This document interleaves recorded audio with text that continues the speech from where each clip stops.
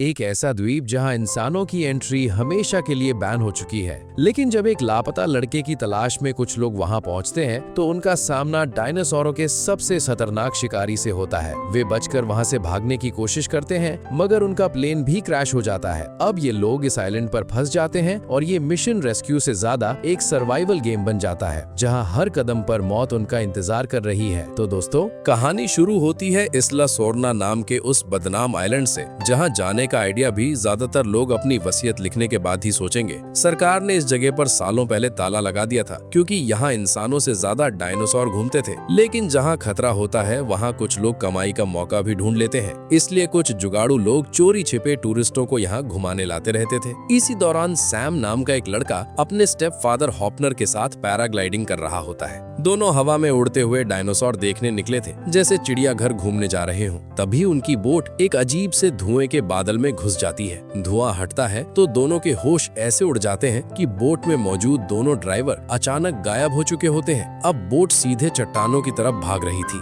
Sam और हॉपनर समझ जाते हैं कि अगर यहीं बैठे रहे तो अगले 5 सेकंड में इतिहास बन जाएंगे, इसलिए दोनों फटाफट पैराशूट को बोट से अलग कर देते हैं। अगले ही पल बोट चट्टानों में घुसकर कबाड़ बन जाती है, जबकि सैम और हॉपनर हवा के सहारे उड़ते हुए आइलैंड के अंदर कहीं गायब हो जाते हैं। अब सीन बदलता है डॉक्टर एलन ग्रांट की तरफ, जो मिस एली के घर आया होता है, जो पहले उसकी गर्लफ्रेंड थी। मगर एली ने एलन से शादी नहीं की थी, बल्कि एक दूसरे जेंटलमैन मार्क डेगलर के साथ अपना रिश्ता कायम किया। बेचारे एलन का तो कट चुका था। वो एली अपनी फैमिली के साथ बहुत खुश थी, उसके 2 बच्चे भी थे। अब सभी लोग डिनर पर बैठकर बातें कर रहे होते हैं। इसी दौरान एलन अपनी रिसर्च समझाते हुए बताता है कि वेलोसिराप्टर सिर्फ बड़े छिपकली जैसे जानवर नहीं है, बल्कि कई बार इनकी समझदारी देखकर लगता है कि ये कुछ इंसानों से भी ज्यादा होशियार हैं। कंप्यूटर स्कैन से पता चला है कि उनके गले में एक खास संरचना जैसी हड्डी होती है, जिससे वे अलग अलग आवाजें निकालकर एक दूसरे से बात करते हैं। यही वजह है कि वे अकेले नहीं बल्कि पूरी प्लानिंग के साथ शिकार करते हैं। ये सुनकर एली भी दंग रह जाती है। डिनर खत्म करके एलन वहाँ से जाने लगता है। तभी एली एलन से कहती है कि अगर कभी भी किसी भी तरह की मदद की जरूरत पड़े तो उसे जरूर याद करें। ये सुनकर एलन उसको थैंक्स बोलकर वहाँ से निकल जाता है। उधर एलन यूनिवर्सिटी में अब एक प्रोफेसर है और डायनासोर पर हुई अपनी रिसर्च को लोगों तक पहुंचाता है और उन्हें पढ़ाता था। फिर एक दिन लैब में उसका असिस्टेंट बिली उसे बताता है कि फंडिंग खत्म होने वाली है, अगर जल्दी पैसे नहीं मिले तो उनका पूरा प्रोजेक्ट बंद हो सकता है। तभी बिली उसे वेलोसिराप्टर की आवाज निकालने वाला एक मॉडल दिखाता है। बिली अपनी खोज पर इतना खुश था जैसे उसने डायनासोर नहीं बल्कि टाइम मशीन बना ली हो। एलन भी उसकी तारीफ किए बिना नहीं रह पाता। इसी बीच वहाँ पोलो नाम का एक अमीर आदमी पहुँचता है। उसके साथ उसकी पत्नी जरीन भी होती है। दोनों एलन और बिली को डिनर पर बुलाते हैं। बातचीत के दौरान पोलो बताता है कि उसे एडवेंचर का बड़ा शौक है। पैसे इतने थे कि आदमी स्विट्जरलैंड घूमने की जगह डायनासोरों के बीच छुट्टियां मनाने की सोच रहा था। पोलो और जरीन एलन को ऑफर देते हैं कि वो उन्हें इस्ला सोरना का टूर करवा दे। बदले में वे उसकी रिसर्च के लिए जितना पैसा चाहिए उतना दे देंगे। पहले तो एलन साफ मना कर देता है, लेकिन जब उसे अपनी खाली होती फंडिंग याद आती है तो उसका दिल और दिमाग दोनों मीटिंग करके हाँ बोल देते हैं। अगले दिन पूरी टीम आइलैंड के लिए रवाना हो जाती है। उनके साथ पायलट यूडेस्की, नैश और कूपर भी होते हैं, जिन्हें सिक्योरिटी के लिए रखा गया था। उड़ान के दौरान एलन सबको डायनासोरों के बारे में जानकारी देने की कोशिश करता है, लेकिन किसी का ध्यान उसकी बातों पर नहीं होता। तभी उसे पता चलता है कि ये लोग प्लेन को आइलैंड पर उतारने वाले। ये सुनते ही एलन का माथा गर्म हो जाता है। वो कहता, भाई डील में ये कब लिखा था? लेकिन यहाँ किसी को नियमों से ज्यादा अपनी मर्जी प्यारी थी। जब एलन ज्यादा विरोध करता है तो कूपर उसे एक ऐसा मुक्का मारता है कि अगला सीन सीधे होश आने के बाद शुरू होता है। जब एलन की आंख खुलती है तो प्लेन जमीन पर खड़ा होता है। बिली उसे बताता है कि मामला घूमने फिरने का नहीं है, असली वजह किसी लापता इंसान की तलाश है। सिक्योरिटी हथियारों से लैश जंगल की तरफ जाने की कोशिश करती है। दूसरी तरफ जरीन लाउड स्पीकर लेकर पूरे जंगल में सैम और हॉपनर का नाम चिल्लाना शुरू कर देती है। एलन उसे बार बार समझाता है कि ऐसा मत करो, यहाँ कोई मोहल्ले का बच्चा नहीं खोया, यहाँ डायनासोर रहते हैं। लेकिन माँ की टेंशन के सामने साइंस भी फेल हो जाती है और फिर वही होता है जिसका डर था। अचानक जंगल के अंदर से ऐसी दहाड़ सुनाई देती है कि सबकी आत्मा तक हिल जाती है। उसी वक्त यूडेस्की हम नैश जान बचाकर बाहर आते हैं और चिल्लाते हैं, भागो, फौरन प्लेन में बैठो। सब लोग प्लेन की तरफ दौड़ पड़ते हैं, लेकिन कूपर पीछे रह जाता है। प्लेन में बैठते समय उन्हें कूपर की गन की आवाज सुनाई देती है। जल्दी से पायलट प्लेन स्टार्ट करता है और टेक ऑफ करने के लिए आगे बढ़ता है। तभी कूपर सामने से भागता हुआ आता है और प्लेन रोकने के लिए चिल्लाता है, लेकिन उसके पीछे जो चीज दौड़ रही थी उसे देखकर किसी का भी ब्लड प्रेशर बढ़ जाए। जंगल से एक विशाल स्पाइनोसॉरस निकलता है और अगले ही पल कूपर को ऐसे उठा लेता है जैसे कोई आदमी रास्ते से समोसा उठा ले। ये नजारा देखकर सबके होश उड़ जाते हैं। अफरा तफरी में प्लेन अपना संतुलन खो देता है और फिसलते हुए जंगल के बीच एक विशाल पेड़ से जा टकराता है। लेकिन मुसीबत अभी खत्म नहीं हुई थी। जैसे ही सब लोग होश संभालते हैं तभी उन्हें स्पाइनोसॉरस की आहट सुनाई देती है। अगले ही पल उसने पूरे प्लेन पर हमला बोल दिया। इस अफरा तफरी में नैश नीचे गिर जाता है। सबसे बुरी बात ये थी कि पोलो का सैटेलाइट फोन उसी के पास था। इससे पहले कि कोई उसे बचा पाता, स्पाइनोसॉरस नैश को एक ही झटके में निगल जाता है। अब सबको समझ आ चुका था कि यहाँ कोई हीरो एंट्री नहीं होने वाली। जान बचाने के चक्कर में सब लोग प्लेन की दूसरी तरफ भागते हैं। उनका वजन एक तरफ पड़ते ही प्लेन पेड़ से टूटकर नीचे गिर जाता है। स्पाइनोसॉरस भी पीछे नहीं हटता और प्लेन को ऐसे तोड़ने लगता है जैसे कोई बच्चा पुराने खिलौने को तोड़ रहा हो। अब सब लोग मौका देखकर प्लेन से निकलते हैं और सीधे जंगल की तरफ दौड़ लगा देते हैं। खुशकिस्मती से जंगल इतना घना था कि स्पाइनोसॉरस अंदर नहीं घुस पाता, वो वहीं फंस के रह जाता है। सबको लगता है कि चलो भाई, एक मुसीबत तो टली। लेकिन इस आइलैंड पर राहत ज्यादा देर टिकती नहीं। वे एक जगह पर रुककर राहत की सांस लेते हैं, लेकिन तभी उन्हें एक टीरेक्स दिखाई देता है जो आराम से अपना शिकार खा रहा होता है। अब हालत ऐसी हो जाती है कि आगे मौत पीछे खाई। जैसे ही टीरेक्स की नजर इन पर पड़ती है वो भी इनके पीछे दौड़ पड़ता है। सब लोग जान बचाकर भाग रहे होते हैं कि अचानक सामने फिर वही स्पाइनोसॉरस आ जाता है। अब दोनों डायनासोर आमने सामने खड़े थे। अगले ही पल दोनों में ऐसी लड़ाई शुरू होती है कि पूरा जंगल हिल जाता है। टीरेक्स स्पाइनोसॉरस की गर्दन पर हमला कर देता है और उसे भारी टक्कर देता है, मगर तभी गेम पलटता है। स्पाइनोसॉरस भी पलटवार करके टीरेक्स की गर्दन को एक ही झटके में मोड़ देता है और टीरेक्स चारों खाने चित हो जाता है। इस लड़ाई के बीच सभी लोग वहां से खिसक लेते हैं और हमें पता चलता है कि स्पाइनोसॉरस इस जंगल का असली बॉस है। थोड़ी देर बाद सब लोग रुकते हैं तो डॉक्टर एलन का गुस्सा 7वें आसमान पर पहुंच चुका होता है। वो पोलो से पूछता है कि आखिर सच क्या है और तुम लोगों का यहाँ आने का क्या मकसद है। तब पोलो सारी सच्चाई बता देता है। वो कहता है कि वे अपने बेटे सैम को ढूंढने आए हैं, जो अपने स्टेप फादर हॉपनर के साथ इस इलाके में आया था और पिछले 8 हफ्तों से लापता है। यहाँ एक बात तो क्लियर हो जाती है कि पोलो जरीन का एक्स हस्बैंड था। असल में डिवोर्स के बाद हॉपनर उसका असली हस्बैंड है, जो अपने बेटे सैम के साथ छुट्टी मनाने यहाँ आया था और लापता हो गया। जरीन और पोलो ने सरकारी एजेंसियों से भी मदद मांगी थी, लेकिन सबने हाथ खड़े कर दिए थे। उन्हें पता था कि एलन पहले डायनासोरों वाले आइलैंड पर जा चुका है, इसलिए वे उसे एक्सपर्ट समझकर यहाँ ले आए। ये सुनकर एलन माथा पकड़ लेता है। वो बताता है कि वह इसला सोरना कभी गया नहीं था, वो दूसरे आइलैंड पर गया था। मतलब जिन लोगों ने उसे एक्सपर्ट समझकर बुलाया था उनका होमवर्क भी आधा अधूरा था। फिर भी एलन कहता है कि अभी लड़ाई झगड़े का समय नहीं है। सबसे पहले उन्हें कोई कम्युनिकेशन डिवाइस ढूंढनी होगी, वरना सैम को तो छोड़ो, हम सब भी यहीं फंस जाएंगे। पोलो यूडेस्की से सलाह मांगता है। यूडेस्की साफ कहता है कि इस समय डॉक्टर एलन की बात मानना ही सबसे समझदारी वाला काम है, इसलिए पूरी टीम एलन के पीछे चल पड़ती है। थोड़ा आगे बढ़ने पर उन्हें एक फटा हुआ पैराशूट मिलता है। ये वही था जिससे सैम और हॉपनर उड़ रहे थे। पास में एक कैमरा भी पड़ा होता है। जब वे उसकी रिकॉर्डिंग देखते हैं तो उसमें सैम और हॉपनर आइलैंड पर उतरते हुए दिखाई देते हैं। ये देखकर सबको उम्मीद की एक नई किरण मिलती है कि शायद सैम अभी भी जिंदा हो। एलन और बिली पैराशूट हटाने लगते हैं। तभी अचानक उसके अंदर से एक कंकाल निकलकर जरीन पर गिर पड़ता है। जरीन की तो चीख निकल जाती है। ये हॉपनर की लाश थी, जो अब सिर्फ हड्डियों का ढांचा बन चुकी थी। ये देखकर जरीन पूरी तरह टूट जाती है और वहां से भागने लगती है। पोलो उसके पीछे जाता है और उसे संभालते हुए कहता है कि सैम अभी भी जिंदा हो सकता है, उनका बेटा बहादुर है और वे उसे जरूर ढूंढ निकालेंगे। इसी दौरान सबकी नजर जमीन पर पड़े कुछ अजीब अंडों पर जाती है। एलन एक नजर में समझ जाता है कि ये वेलोसिरैप्टर के अंडे हैं। अब उसके चेहरे का रंग उड़ जाता है। वो तुरंत सबको वहां से निकलने के लिए कहता है, क्योंकि अगर अंडे यहाँ हैं तो वेलोसिरैप्टर भी आसपास ही होंगे। सब लोग आगे बढ़ने लगते हैं, लेकिन बिली पीछे रह जाता है। जब एलन उससे पूछता है तो वो कहता है कि वो फोटो ले रहा था, जबकि असलियत ये थी कि उसने चोरी छिपे रैप्टर के कुछ अंडे अपने बैग में रख लिए थे। लड़के ने सोचा होगा कि यादगार के लिए कुछ तो ले चले, लेकिन उसे अंदाजा नहीं था कि ये आइडिया आगे कितना भारी पड़ने वाला है। आगे चलते चलते वे लोग इंजैन के पुराने रिसर्च सेंटर तक पहुंच जाते हैं। पार्ट 1 मूवी में दिखाया गया था। यही वो जगह थी जहां कभी डायनासोर बनाए जाते थे। वे सब वहां रखी पुरानी चीजों को देखने लगते हैं। तभी जरीन की नजर एक ग्लास जार पर पड़ती है। उसे एक प्रिजर्व जार में रैप्टर डायनासोर दिखाई पड़ता है। उसे लगता है कि वो एक सैंपल है, लेकिन तभी रैप्टर की आंख घूमती है और ये देखते ही जरीन तुरंत वहां से भागने लगती है।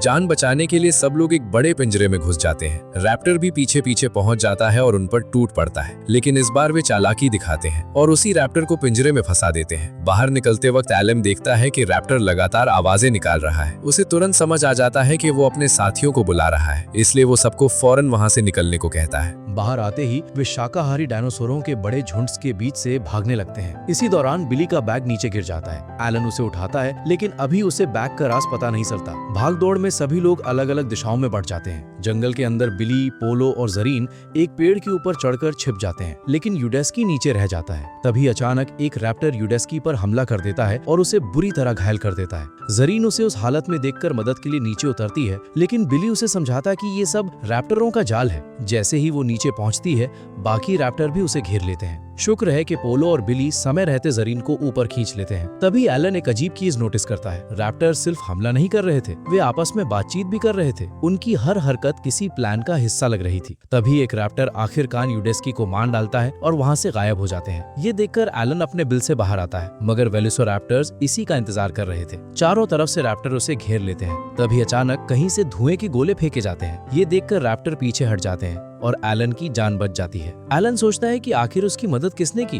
तभी सामने से एक लड़का निकलता है और ये कोई और नहीं बल्कि सैम होता है। सैम एलन को जल्दी से अपने सीक्रेट केबिन में ले जाता है। वहां पहुंचकर वो बताता है कि पिछले कई हफ्तों से वो अकेले इस खतरनाक आइलैंड पर जिंदा रहने की कोशिश कर रहा था। उसने इंजन की पुरानी लैब से खाना, सामान और टीयर गैस जैसी कई चीजें जुटा ली थी। एलन ये सब सुनकर दंग रह जाता है। उसे यकीन नहीं होता कि इतना छोटा बच्चा इतने दिनों तक अकेले सरवाइव कर गया। फिर एलन सैम को बताता है कि उसकी माँ जरीन और उसके पिता पोलो उसे ढूंढते हुए यहाँ तक पहुंचे हैं। ये सुनते ही सैम के चेहरे पर मुस्कान आ जाती है। दूसरी तरफ पोलो जरीन से कहता है कि सैम एक बहादुर लड़का है, वो हार नहीं मानेगा और देखना एक दिन वो मिल जाएगा। जवाब में जरीन उससे कहती है कि अगर सैम तुम्हारे साथ होता तो यहाँ तक कभी नहीं आता। अगली सुबह डॉक्टर एलन और सैम बाकी लोगों को ढूंढने के लिए किनारे की तरफ निकल पड़ते हैं। एलन ने पहले ही फैसला कर लिया था कि अगर इस मौत के टापू से जिंदा निकलना है तो आखिरकार समुद्र के किनारे तक पहुंचना ही होगा। दूसरी तरफ बिली भी पोलो और जरीन को उसी दिशा में ले जा रहा होता है ताकि दोनों ग्रुप किसी तरह मिल सके।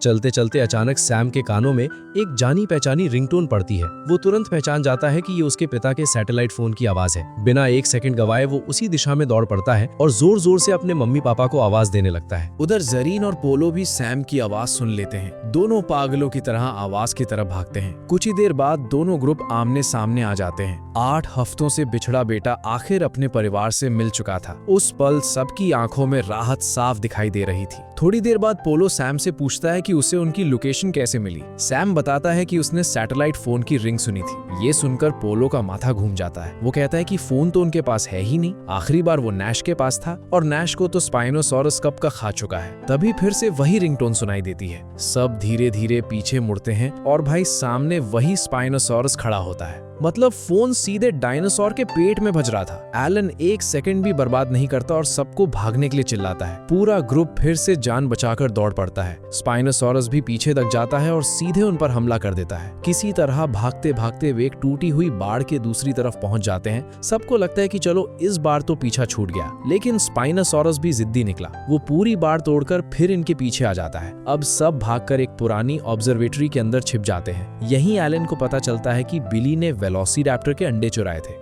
बिली सफाई देते हुए कहता है कि वो अंडे बेचकर रिसर्च के लिए पैसे जुटाना चाहता था। एलन को इतना गुस्सा आता है कि उसका बस चले तो बिली को वहीं छोड़ दे, लेकिन अब हालात ऐसे थे कि झगड़े से ज्यादा जरूरी जिंदा बचना था। एलन अंडों को अपने पास रख लेता है। उसे उम्मीद थी कि अगर सही समय पर ये अंडे रैप्टरों को लौटा दिए जाएं, तो शायद वे उनका पीछा छोड़ दें। कुछ ही देर बाद वे लोग एक पुराने रस्सी वाले पुल तक पहुंचते हैं। पुल इतना जर्जर था कि उसे देखकर ही लगता था कि उसका रिटायरमेंट 10 साल पहले हो जाना चाहिए था। इसलिए एलन सबको एक एक करके पार जाने को कहता है। लेकिन जैसे ही वे दूसरी तरफ पहुंचते हैं, एलन को समझ आ जाता है कि वे मुसीबत के एक और अड्डे में घुस चुके हैं। ये उड़ने वाले डायनासोरों का इलाका था। अचानक एक टेरानोडॉन नीचे झपटता है और सैम को अपने पंजों में पकड़कर घोंसले की तरफ ले जाता है। वहां उसके बच्चे सैम को देखकर ऐसे खुश होते हैं जैसे किसी ने उनके लिए फूड डिलीवरी भेज दी हो। ये देखकर तुरंत बिली हॉपनर का पुराना पैराशूट निकालता है और हवा में कूद पड़ता है। किसी तरह वो सैम तक पहुंच जाता है और उसे बचा लेता है। लेकिन अब दर्जनों उड़ने वाले डायनासोर उनके पीछे पड़ जाते हैं। उनकी चोंच और पंजों से पैराशूट फटने लगता है। हालात बिगड़ते देखकर बिली सैम से कहता है कि अब पानी में कूदना ही पड़ेगा।